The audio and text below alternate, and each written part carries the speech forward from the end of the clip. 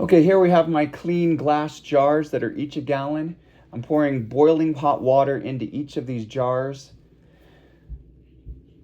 And I'll probably do a couple of inches in there. And then I pour in a cup of sugar for each gallon.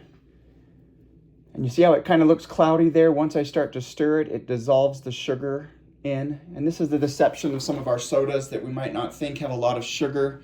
And yet, the deception here is that it still might. I'll take some of my elderberries and my green tea, and I'll mix that into my tea bags that are reusable. I'll put a link in the description below for where I got those tea bags. They work really well. And what I'll do is my goal is to soak the tea bags into the individual gallon jars for about 7 to 10 minutes. And that should get enough of the nutrients in there for the lactobacillus to consume. Here you'll see that I've added the hibiscus flowers in with the green tea to add a different flavoring in for the original kombucha fermentation process. And the hibiscus is a beautiful color. Once it hits the liquid, it turns really, really bright red. And I've prepared a total of 5 gallons here. So I take the tea bags out after 7 to 10 minutes and I start to fill it with cold water. In the winter time, because it's hard to keep the temperature at a nice degree of 75 to 80 degrees, I use lukewarm water. But in the summer, I use cold water, and I can easily get that temperature to where it needs to be.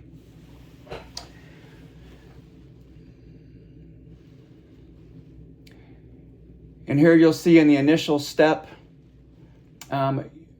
I'll add my Scoby in. You've seen the Scoby Hotel previously. I have way more than I actually need to use. I could probably start using it for bread or something else in the future. You'll see here that I'll put the lids on, but not tight, because we want them to be able to breathe as they're going through this 3 to 4 week fermentation process. And here are the jars with the hibiscus flowers. And look at that beautiful color that it produces. I'll mention this at the end of the video, but all of the color, because the nutrients of the teas will be consumed by the lactobacillus and turned into a carbon dioxide, which is the bubbles, the carbonation that we love to drink. And here I go putting the Scobies in here as well. They look yucky, they have a funny texture, and they smell very much like a vinegar. I'm taking some kombucha that I've already made with blueberries, and I'm pouring that liquid in because it's full of lactobacillus, and I say, ooh, very good. And then I cover up my Scoby Hotel. And here you have my kombucha factory. I've got the process I showed you with picking cherries and turning it into flavoring with my kombucha that had already been fermenting for about 3.5 weeks. And then we have the top, which we just did just now, where we took the sugar, the water, combined them, did some half green tea, half herbs to make the slurry for the